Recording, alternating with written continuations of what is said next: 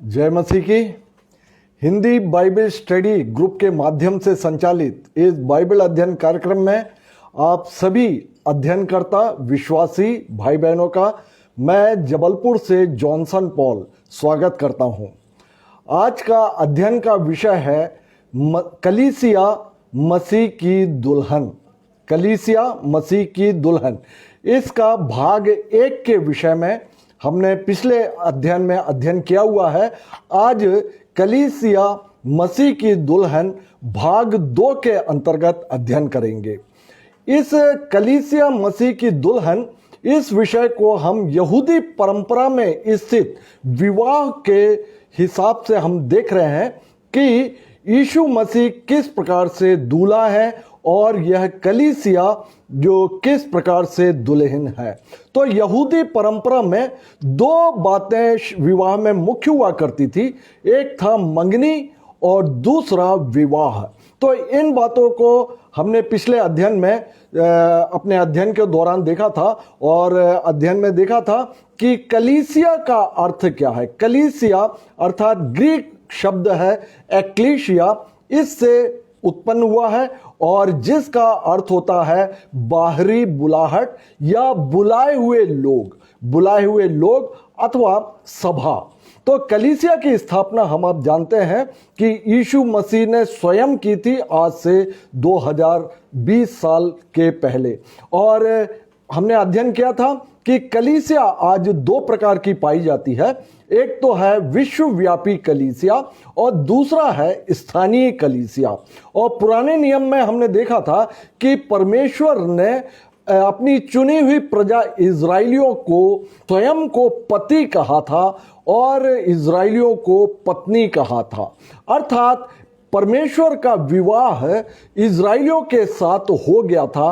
अर्थात परमेश्वर जो है अपनी चुनी हुई प्रजा इजराइलियों के साथ में अब्राहम से स्थापित वाचा और मूसा के द्वारा स्थापित वाचा, जो कि निर्गमन 19 अध्याय और 5 और 6वें वचन में पाया जाता। इन वाचाओं के साथ में परमेश्वर का विवाह एक सांकेतिक रूप से इजराइलियों के साथ संपन्न हो चुका था। लेकिन जो इजरायली थे वे जो है व्याभिचारी निकली और उन्होंने जो है वाचा को तोड़ दिया। इस जो नए नियम में आकर पिता जो है या परमेश्वर जो है अपने पुत्र यीशु मसीह के लिए एक दुल्हन की तलाश में है, क्योंकि यीशु मसीह दूल्हा है। और इस विषय को भी हमने देखा था कि एक कुंवारी दुल्हन की वे तलाश में है और ताकि अपने पुत्र का वो विवाह कर सकें, और वह दुल्हन जो है वह है कलीसिया। तो इन बातों को भी हमने देखा था। और पिछले अध्ययन में जैसा कि मैंने अब बतलाया कि मंगनी या एंगेजमेंट विषय पर हमने देखा था।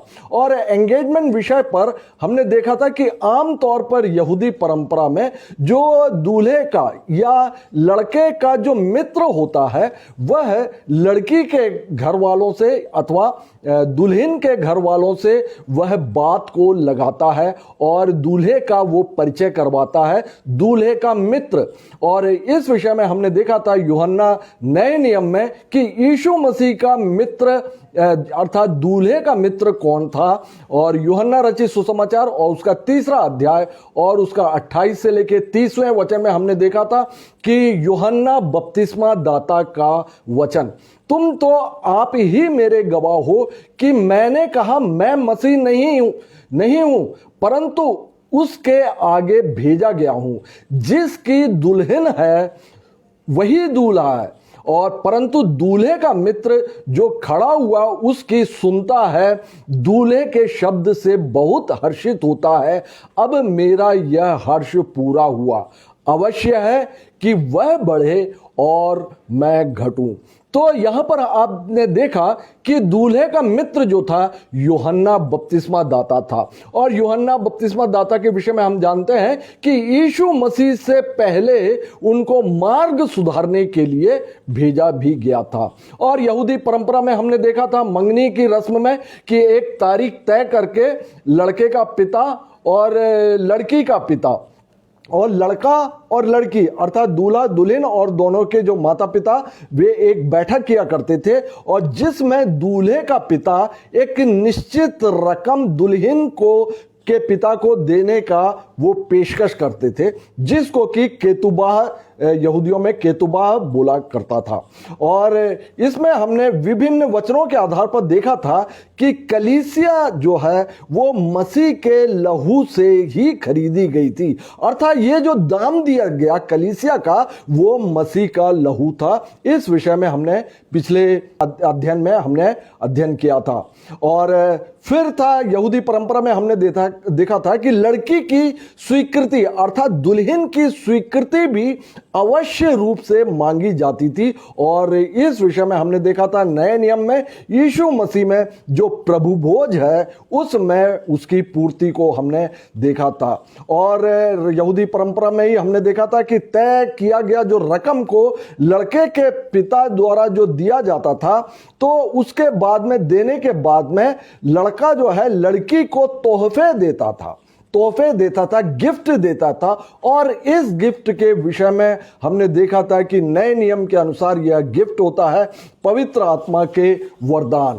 और इसके बाद हमने देखा था कि लड़का जो है वह लड़की से कहता था कि मैं तुम्हारे लिए जाते समय वापस मंगनी होने के बाद में जब वो लड़का अपने घर में जाता था तब वह लड़की से कहकर जाता था कि मैं तुम्हारे लिए घर तैयार करने जा रहा हूं, और जब घर तैयार हो जाएगा तब तुम्हें लेने आऊंगा। और इस विषय में हमने यूहन्ना रचित सुसमाचार और उसके 14वें अध्याय और 1 से लेकर 3 वचन में प्रभु यीशु मसीह के वचन को हमने देखा था कि मैं तुम्हारे लिए जगह तैयार करने जाता हूं, और यदि मैं जाकर तुम्हारे लिए जगह तैयार करूं तो फिर आकर तुम्हें अपने यहां ले जाऊंगा कि जहां मैं रहूं वहां तुम भी रहो।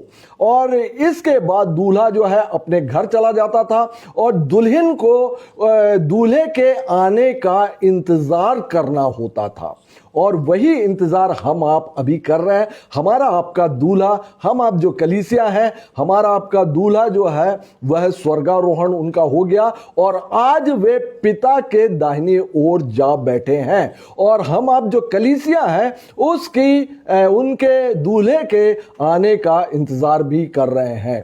तो यहूदी परंपरा में यह हुआ करता था कि जो दुल्हन होती थी वह दूल्हे का इंतजार जो है पवित्रता में रहकर करती थी।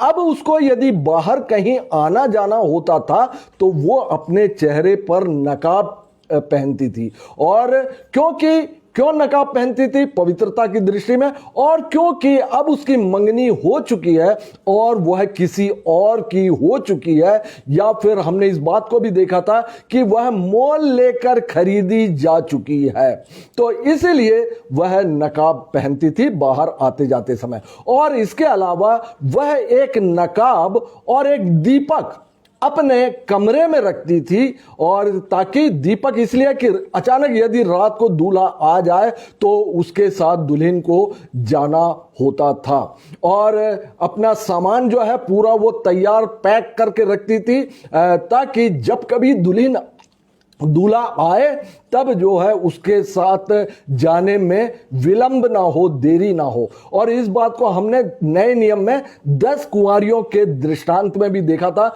जो कि मत्ती रचित सुसमाचार और उसके 25 अध्याय और 1 से 13 वचन में पाया जाता है।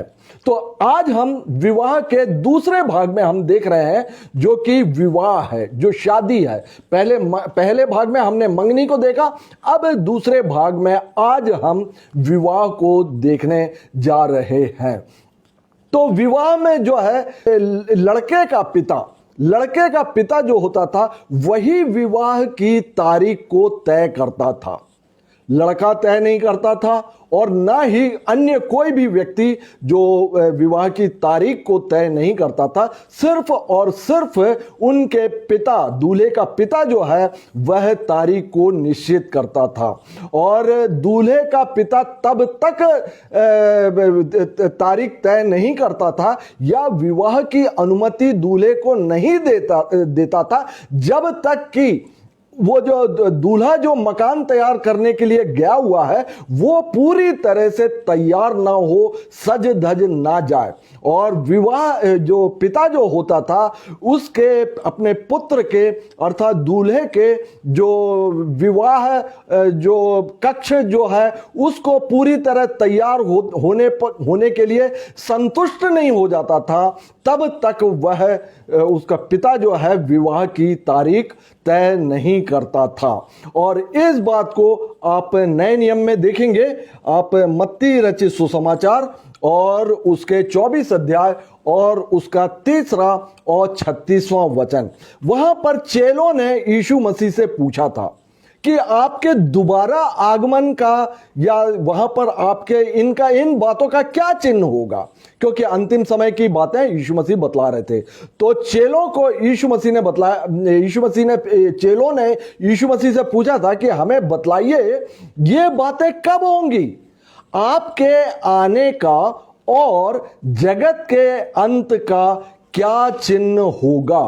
तब यीशु मसीह ने जवाब में बोला था, मत्ती रचित उसका सुसमाचार और उसका 24वां अध्याय और 32 और 33वें वचन में, अंजीर के पेड़ से यह दृष्टांत सीखो, जब उसकी डाली कोमल हो जाती है और पत्ते निकलने लगते हैं तो तुम जान लेते हो कि ग्रीष्मकाल निकट है।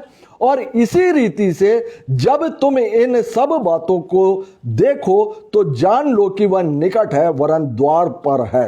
अर्थात पिता परमेश्वर ही वह दिन को जानता था।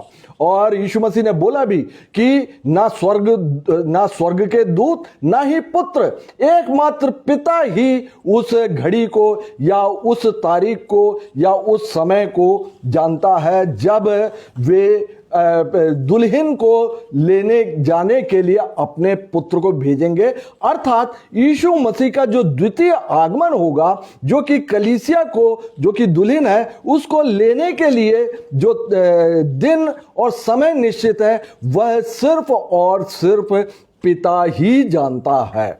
और जिस प्रकार के हमने यहूदी परंपरा में भी अभी देखा कि पिता ही वह तारीख निश्चित करता था।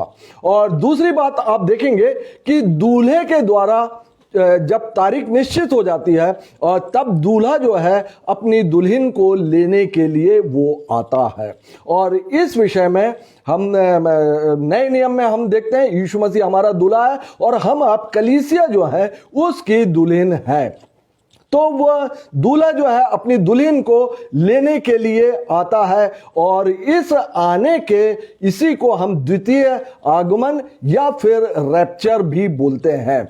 और इस रैप्चर में के विषय में बहुताय से जो है नए नियम में पाया जाता है कि 2 स्त्रियां जो है चक्की पीसती रहेंगी, वो चोर की नाई आएगा, अचानक आ जाएंगे और परमेश्वर की तुरही के साथ में आएंगे, फूके जाने के साथ में, और अर्थात तुरही के फूके जाने गाजे बाजे के साथ में वो आएंगे और अपने स्वर्गदूतों के साथ आएंगे, अर्थात बरातियों के साथ वो आएंगे और बादलों पर आएंगे और जिसको हर एक आंख देखेगी। और लिखा हुआ जैसे नूह के दिनों में हुआ था। तो इस प्रकार के वर्णन जो है बाइबल में दृष्टांत के रूप में अनेक बातें पाई जाती है। जैसे नूह के दिनों में क्या हुआ था, लोग शादी ब्याह कर रहे थे और अचानक जो है जल प्रलय आ गया, अर्थात जो चोर की नाई आएगा और 2 स्त्रियां चक्की पीसती रहेंगे, एक उठा ली जाएगी और दूसरी जो है छोड़ जाए। इस प्रकार के जो है यीशु मसीह के द्वितीय आगमन की बातें नया नियम बतलाती हैं, जो कि दूल्हा अपनी कलीसिया को लेने आ रहा होता है। प्रेरितों के काम और उसका पहला अध्याय और उसके 10वें वचन में पाया जाता है, जब वे अर्थात प्रेरित और चेले यीशु मसीह के स्वर्गारोहण के समय पर, जब प्रेरित और चेले जो हैं यीशु मसीह का स्वर्गारोहण हो रहा था तब वे वहां पर खड़े थे। वहां के लिए लिखा हुआ जब वे अर्थात चेले आकाश की ओर ताक रहे थे तो देखो 2 पुरुष श्वेत वस्त्र पहने हुए उनके पास आ खड़े हुए और कहने लगे हे गलीली पुरुषों, तुम क्यों खड़े स्वर्ग की ओर देख रहे हो? यही यीशु जो तुम्हारे पास से स्वर्ग पर उठा लिया गया है, जिस रीति से तुमने उसे स्वर्ग को जाते देखा है, उसी रीति से वह फिर आएगा।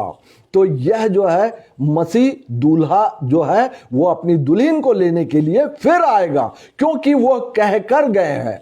मत्ती रचित सुसमाचार और उसका 24 अध्याय और उसके 31वें वचन में पाया जाता, वह तुरही के बड़े शब्द के साथ अपने दूतों को भेजेगा और वे आकाश के इस छोर से उस छोर तक चारों दिशा से उसके चुने हुए को इकट्ठा करेंगे। उसके चुने हुए को इकट्ठा करेंगे। जब हमने कलीसिया के विषय में हमने देखा था, तो हमने देखा था कि विश्वासियों का समूह और विश्वासी और अविश्वासी दोनों का समूह मिली जुली, और इसको हमने स्थानीय कलीसिया बोला था, और सिर्फ विश्वासियों का समूह जो है जिसको कि हमने विश्वव्यापी कलीसिया बोला था। तो यह विश्वव्यापी कलीसिया जो है एक शहर में ये स्थित कलीसिया नहीं है, सारे विश्व की अलग अलग कलीसियाओं से इकट्ठे किए जाएंगे लोग। और यही बात जो है अभी हमने मत्ती रचित सुसमाचार में हमने इसको देखा भी। और आगे हम देखते हैं मत्ती रचित सुसमाचार और उसका 24 अध्याय और उसके 42 और 44 और 50वें वचन में। इसीलिए यीशु मसीह का वचन है, जागते रहो क्योंकि तुम नहीं जानते कि तुम्हारा प्रभु किस दिन आएगा। इसीलिए तुम भी तैयार रहो, क्योंकि जिस पल के विषय में तुम सोचते भी नहीं हो, उसी पल मनुष्य का पुत्र आ जाएगा। वह उस पल आएगा जिसको वह न जानता होगा। तो यहां पर हमने दुल्हन को देखा। यदि हम आप दुल्हन है, कलीसिया है, तो दुल्हन में जो यहूदी परंपरा में जो दुल्हन थी, मैंने आपको बताया कि मंगनी के बाद में वो पूरी तरह तैयार रहती थी, नकाब पहनती थी पवित्रता की दशा में, और वह अपने सोते समय एक दीपक को अपने बिस्तर के पास रखती थी और अपना सामान वगैरह जो है पूरी तरह पैक रखती थी, ताकि दूल्हा, वो नहीं जानते कि दूल्हा किस घड़ी आएगा, और जिस घड़ी भी उसका दूल्हा आए और उसको तुरंत ही उसके साथ में जाना होता था। तो और एक और वचन हम देखते हैं, पहला थिस्सलुनीकियों और 4 अध्याय और 17वें वचन में, तब हम जो जीवित और बचे रहेंगे उनके साथ बादलों पर उठा लिए जाएंगे कि हवा में प्रभु से मिलें, और इस रीति से हम सदा प्रभु के साथ रहेंगे। प्रभु के साथ रहेंगे। तो यह जो है जो दूल्हे का आगमन था, अभी विवाह नहीं हुआ है, अभी विवाह के लिए वह दुल्हन को लेने आया मात्र है। विवाह जो है बाद में होगा, और अभी दुल्हन को लेने आया हुआ है। इसके बाद वो दुल्हन को लेकर जाएगा, और विवाह की प्रक्रिया को हम आगे देखेंगे कि किस प्रकार से विवाह की रस्में भी जो है वह पूरी होती हैं। तो दूल्हा अपनी दुल्हन को लेकर जाता है और 7 दिन तक अपने तैयार किए हुए घर में, जो कि बड़ी मेहनत से तैयार किया हुआ रहता, वहां पर वो एंजॉय करता है। और उसके बाद जो है विवाह का चालू हो जाता है, और वहां पर विवाह भोज होता है, और उसके दूल्हे के मित्र जो होते हैं वो आनंद मनाते हैं। और ये किस प्रकार से होता है, आइए हम वचनों के आधार पर हमारे दूल्हा जो यीशु मसीह है और हम आप जो कलीसिया है उनके विषय में हम नए नियम से हम देखते हैं।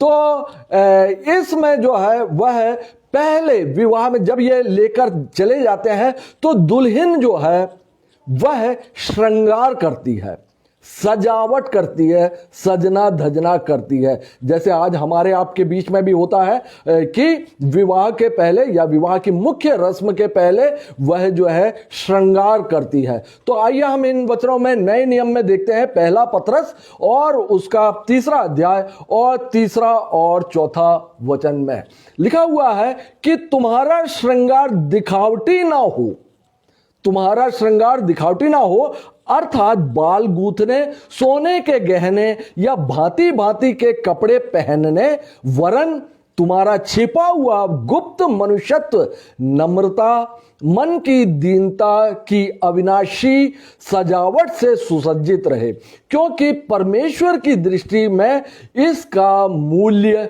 बड़ा है। तो ये पत्नी के लिए कहा गया है या स्त्री के लिए कहा गया है, और इसका वही है, उसका भी अर्थ जो दुल्हन का के लिए भी है यह कि उसका श्रृंगार जो है बनावटी ना हो और परमेश्वर को भावता हुआ उसका श्रृंगार भी होना चाहिए। तो जब दूल्हा जब आएगा तो दुल्हन जो है सबसे पहले श्रृंगार करती थी। तो और इस बात को हम पुराने नियम में भी हम इस बात को देखते हैं, यशायाह नबी की पुस्तक और उसका 61वां अध्याय और उसका 10वां वचन, मैं यहोवा के कारण अति आनंदित होऊंगा, मेरा प्राण परमेश्वर के कारण मगन रहेगा, क्योंकि उसने मुझे उद्धार के वस्त्र पहनाए हैं, उद्धार का वस्त्र और धर्म की चादर ऐसे ओढ़ा दी है जैसे दूल्हा फूलों की माला से अपने आप को सजाता और दुल्हन अपने गहनों से अपना श्रृंगार करती है। तो आप देख सकते हैं कि ये जो वचन सब है सब पुराना नियम और नए नियम दोनों में पाए जाते हैं। पुराना नियम जो है वह दृष्टांत स्वरूप है और नया नियम जो है वह मूल बातें हैं। तो देखेंगे आप जो दुल्हन जो है वो उद्धार के वस्त्र से जो है उसने श्रृंगार किया हुआ है और जो है धर्म की चादर को वो ओढ़े हुए है, और जैसे दूल्हा फूलों से सजता है वैसे ही दुल्हन भी उनका गहना भी जो है फूल जो नरम होता है, और इसी बात को हमने अभी पहले भी देखा था कि वो नम्रता पूर्वक और सजावट अपनी करें। और आप देखेंगे कि ये सब बातें कैसे हुई है, मनुष्य का जो परमेश्वर से जो संबंध जो दूर हुआ है और वही संबंध जो दूर हुआ है वही जो है यीशु मसीह में पूरा होने जा रहा है, और क्रूस के बलिदान में वो बातें पूरी हुई है, लेकिन पूर्ण रूप से जो है वो कलीसिया और मसीह के विवाह में वे बातें पूर्ण होती हैं।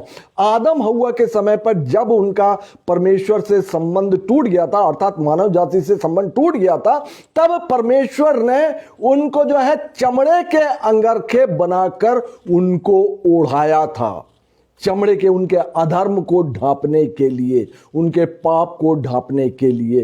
अब जो है अपने पुत्र के लिए जो विवाह हो रहा है वह अपनी पिता जो है अपनी दुल्हन को वह इस प्रकार से उद्धार की जो वस्त्र वह पहनाता है और धर्म के वस्त्र भी वह पहनाता है। और इन बातों को हम प्रकाशित वाक्य में भी देख सकते हैं। प्रकाशित वाक्य उसका 19 अध्याय और उसका 7 से लेके 9वां वचन, जहां लिखा हुआ है, आओ हम आनंदित और मगन हो और इसकी स्तुति करें, क्योंकि मेमने का ब्याह का आ पहुंचा है और उसकी पत्नी ने अपने आप को तैयार कर लिया है और उसको शुद्ध चमकदार महीन मलमल पहनने का अधिकार दिया गया, क्योंकि उस महीन मलमल का अर्थ है पवित्र लोगों के धर्म के काम। तो हमने देखा यहां पर कि ये जो पुराने नियम के वचन में भी हमने देखा कि उद्धार रूपी जो वस्त्र और धर्म रूपी जो काम है, और ये जो पवित्र लोगों के धर्म रूपी काम जिसको कि चमकदार महीन मलमल प्रकाशित वाक्य में बोला गया है और यह पहनाया गया। बाइबल जो है अधिकांश जो है दृष्टांत या फिर एक सिंबॉलिक भाषाओं में लिखा हुआ है, और इसीलिए हमें समझने में थोड़ा सा कठिनाई होती है। और परमेश्वर जानते हैं कि परमेश्वर जो है वो बुद्धि वालों से ही प्रसन्न होते हैं, जिनके पास बुद्धि होती है, और बुद्धि जो है परमेश्वर से मांगने से मिलती है और परमेश्वर उसको बिना उलाहना दिए देते भी हैं।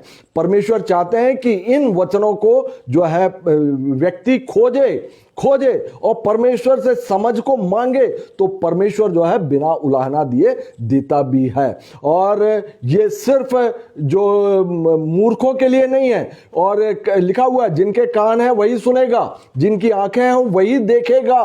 तो परमेश्वर चाहते हैं कि हमारे आपके परमेश्वर को सुनने के लिए कान हो और परमेश्वर की बातों को देखने के लिए आंखें भी हों। तो इन दृष्टांतों को या इन सिंबॉलिक शब्दों को भी हमको आपको समझना होगा, तभी हमारे बाइबल जो है या परमेश्वर का वचन जो है वो अच्छी तरह समझ में आएगा।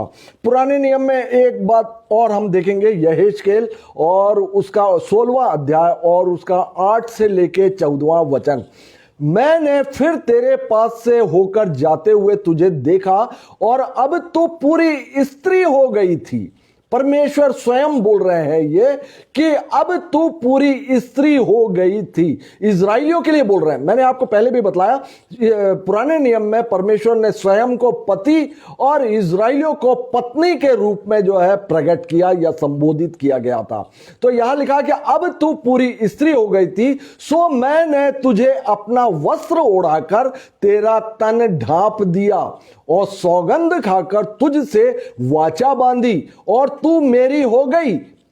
प्रभु यहोवा की यही वाणी है, तब मैंने तुझे जल से नहलाकर तुझ पर से लहू धो दिया और तेरी देह पर तेल मला। फिर मैंने तुझे बूटेदार वस्त्र और सुइसों के चमड़े की जूतियां पहनाई और तेरी कमर में सूक्ष्म सन बांधा और तुझे रेशमी कपड़ा ओढ़ाया। तब मैंने तेरा श्रृंगार किया और तेरे हाथों में चूड़ियां और गले में तोड़ा पहनाया।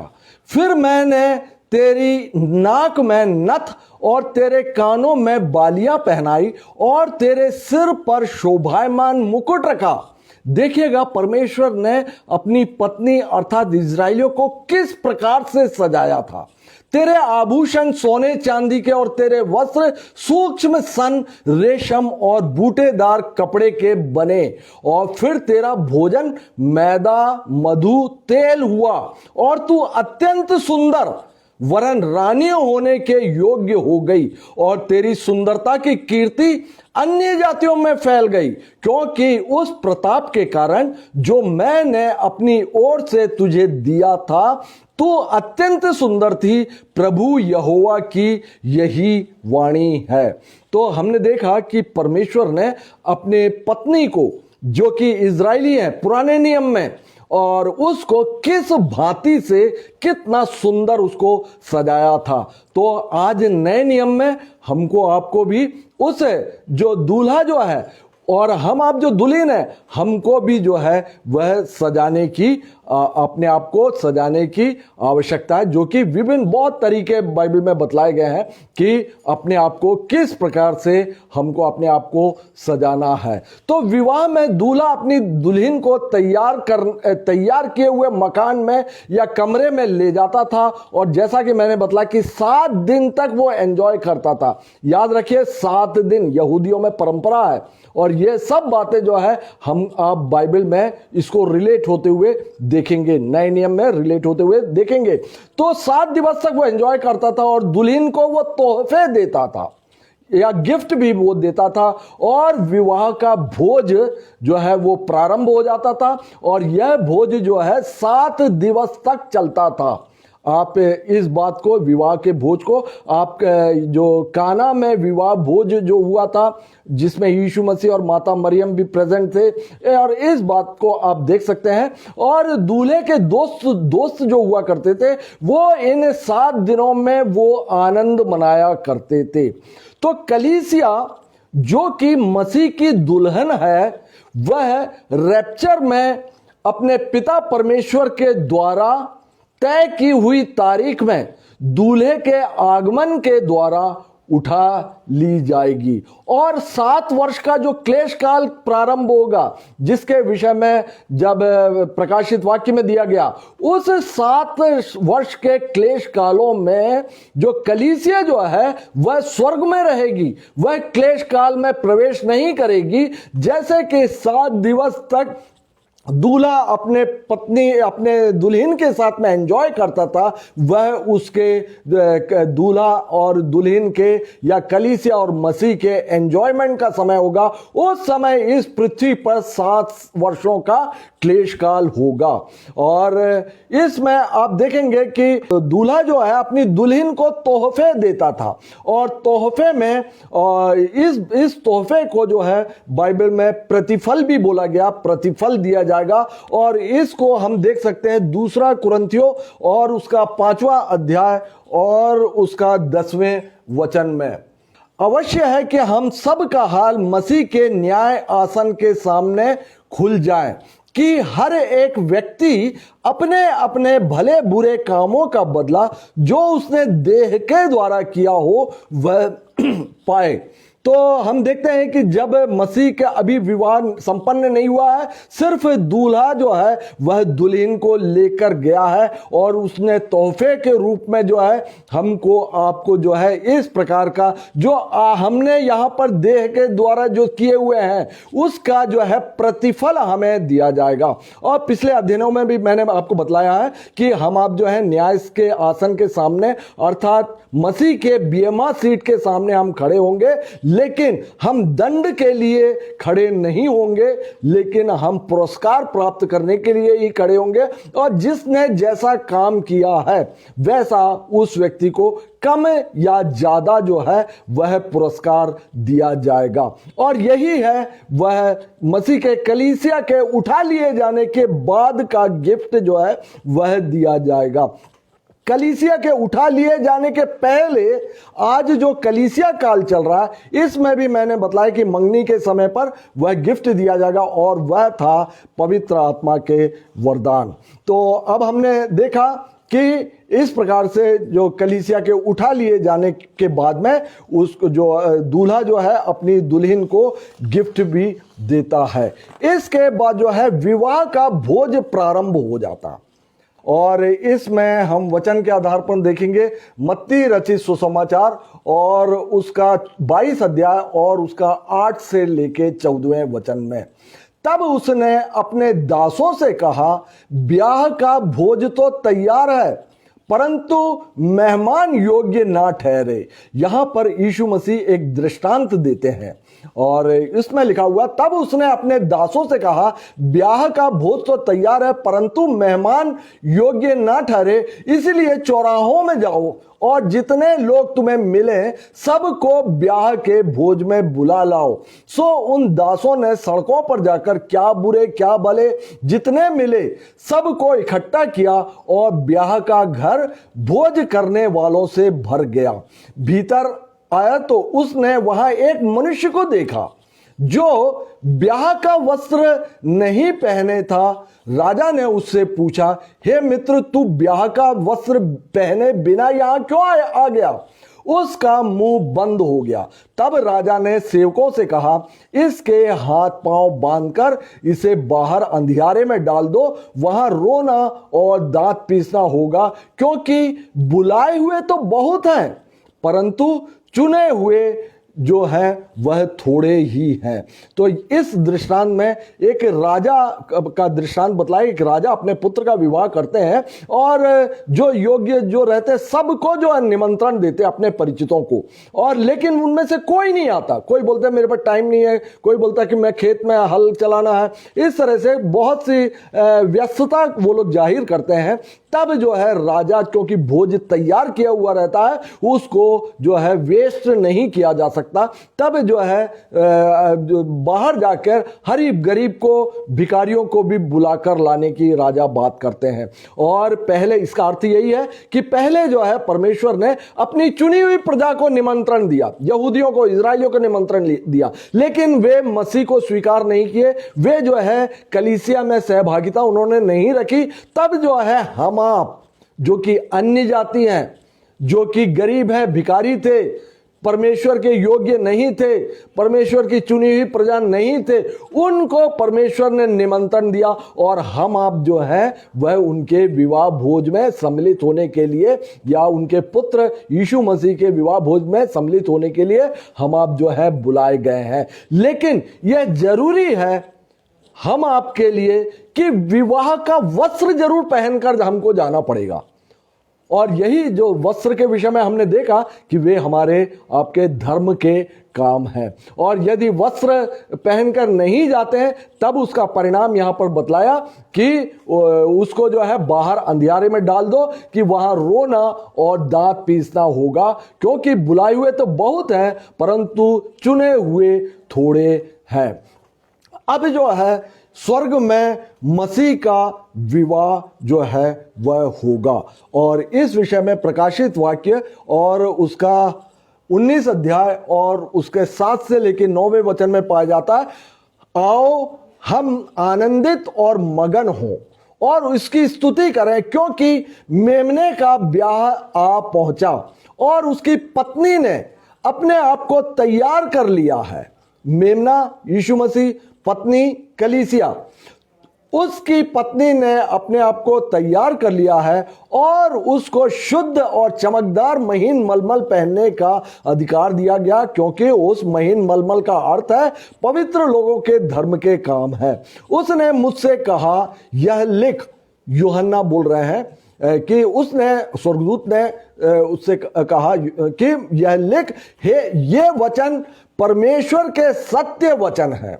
यह वचन जो है सत्य वचन है, और क्योंकि यीशु मसीह का विवाह होना है स्वर्ग में, संभवतः इसीलिए पृथ्वी पर रहते हुए यीशु मसीह ने विवाह नहीं किया, क्योंकि वह कुंवारे अवस्था में उनका विवाह, उनकी दुल्हन को जो है वो तैयार करने के लिए वो आए हुए थे, और उनकी दुल्हन थी वह कलीसिया, जिनसे कि वह विवाह करेंगे। और बहुत संभावना है कि शायद उन्होंने विवाह इस पृथ्वी पर रहते हुए इसलिए भी नहीं किया था।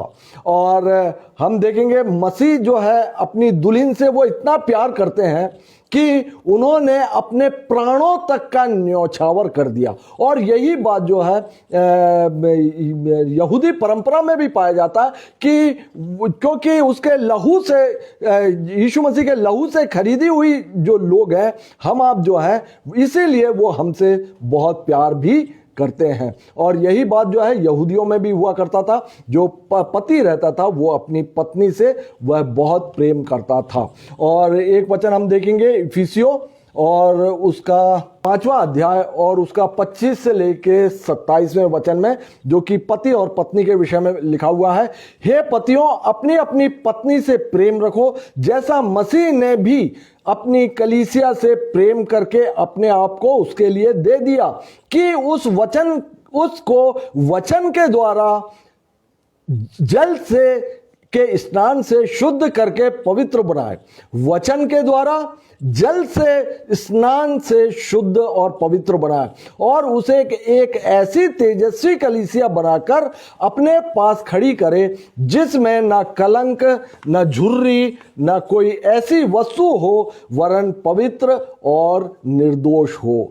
तो जैसे एक पति अपनी पत्नी से विश्वास योग्यता की आशा करता है या अपेक्षा करता है, उसी प्रकार मसीह भी कलीसिया से, अर्थात हमारे और आपसे भी जो है वो पवित्रता की अपेक्षा वे करते हैं।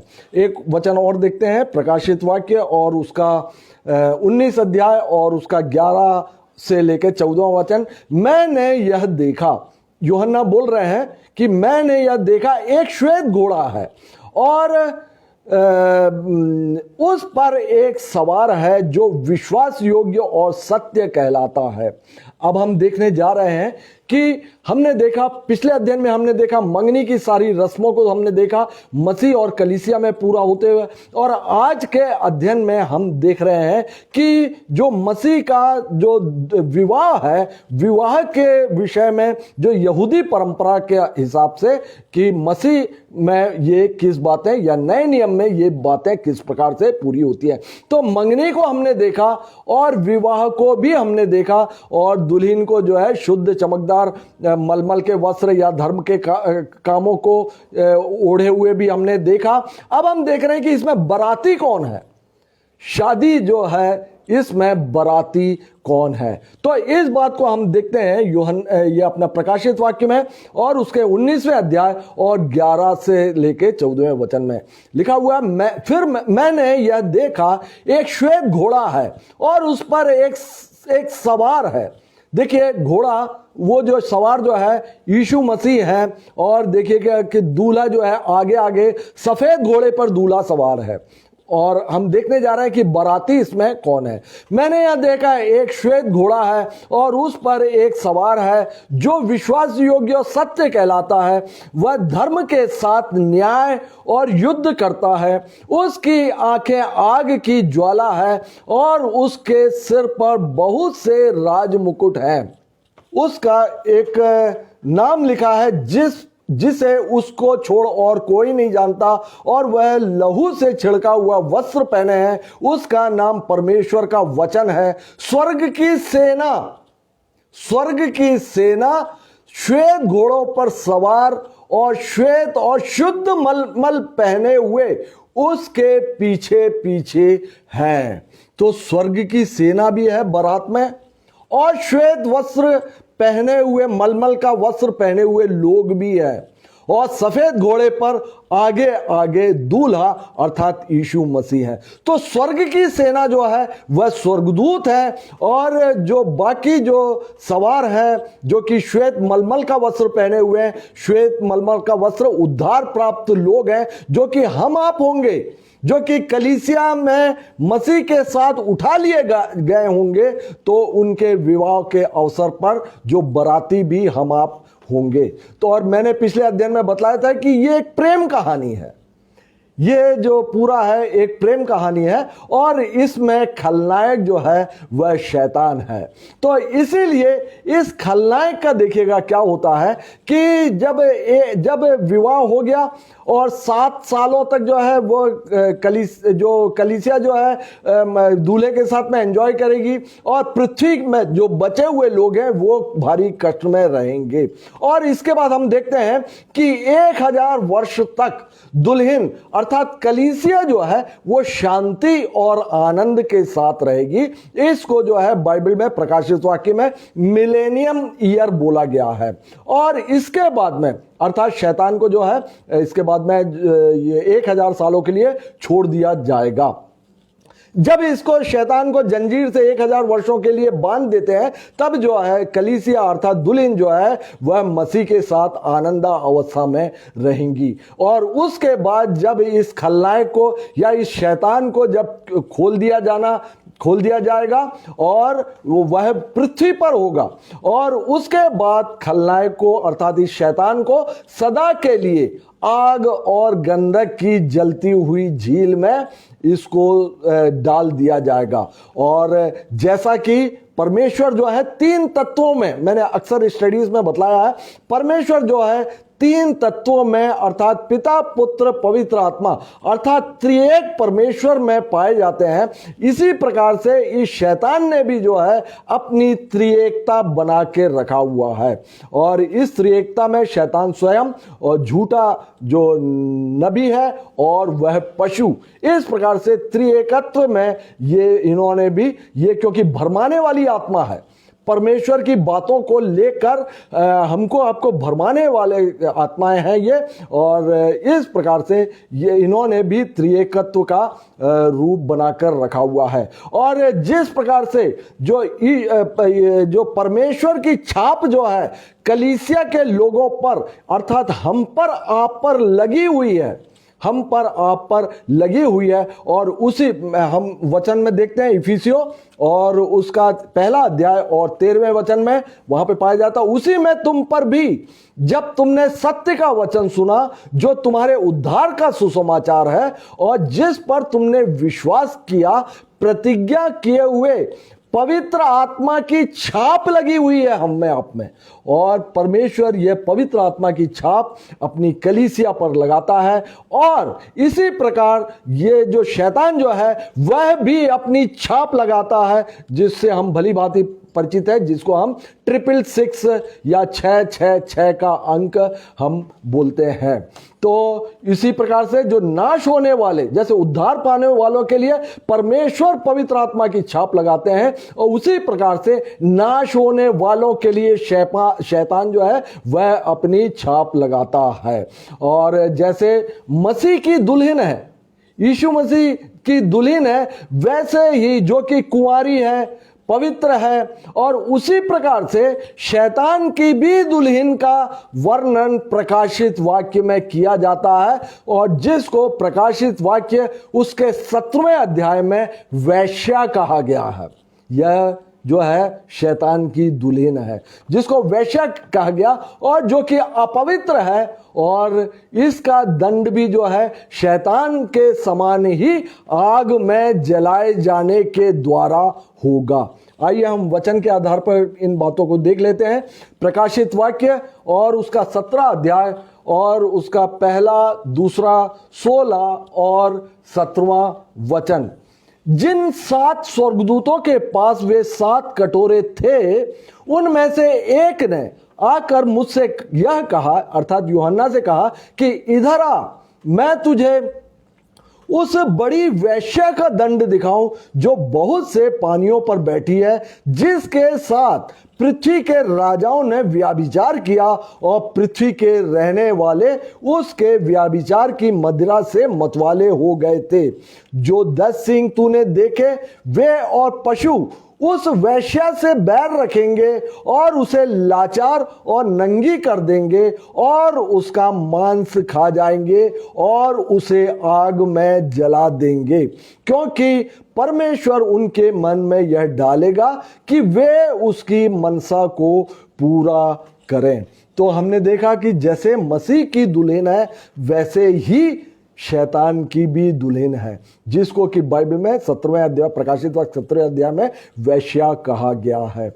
और मसीह की दुल्हन तो जो कि कलीसिया है, वह स्वर्ग में परमेश्वर के साथ में अनंत काल के लिए रहेगी, और जो शैतान की दुल्हन है, जिसको वेश्या कहा गया, वह जो है शैतान के साथ में जलते हुए झील में वह अनंत समय तक वो भी रहेंगी। और इस शैतान के आगमन के विषय में हम देख सकते हैं 2 थिस्सलुनीकियों और उसका 2 अध्याय और 9वां वचन। उस अधर्मी का आना शैतान के कार्य के अनुसार सब प्रकार की झूठी सामर्थ और चिन्ह और अद्भुत काम के साथ होगा, और नाश होने वालों के लिए अधर्म के सब प्रकार के धोखे के साथ में यह वह आएगा।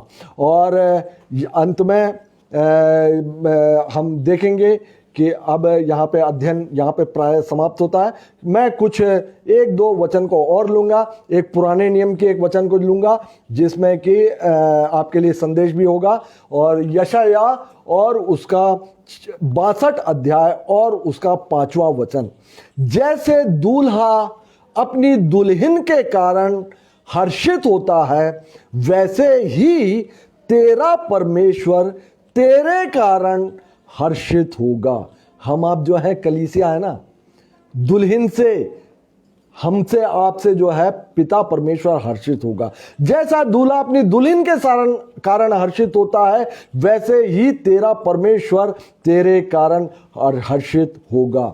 और इस दुल्हन जो कि कलीसिया है और दूल्हा जो कि यीशु मसीह है, उनका विवाह और परमेश्वर और मनुष्य के बीच में जो अदन की वाटिका में जो संबंध को टूट गया था, वह जो है पूरा होना भी दर्शाता है। और अंत में मैं एक वचन पढ़कर आज का अध्ययन समाप्त करूंगा, जो कि पाया जाता है प्रकाशित वाक्य और उसका 22 अध्याय और उसका 7वां वचन, जहां लिखा हुआ, आत्मा और दुल्हन दोनों कहते हैं आ, और सुनने वाला भी कहे कि आ, और जो प्यासा हो वह आए, और जो कोई चाहे वह जीवन का जल सैंत मैत ले। तो यहां पर जो है, जो कलीसिया, जो मसीह की दुल्हन, उसका भाग 2 मैं यहां पर समाप्त करता हूं। और अगले अध्ययन में फिर हम शामिल होंगे, और तब तक के लिए प्रभु यीशु मसीह की शांति और आनंद आप सबों के साथ में वास करे।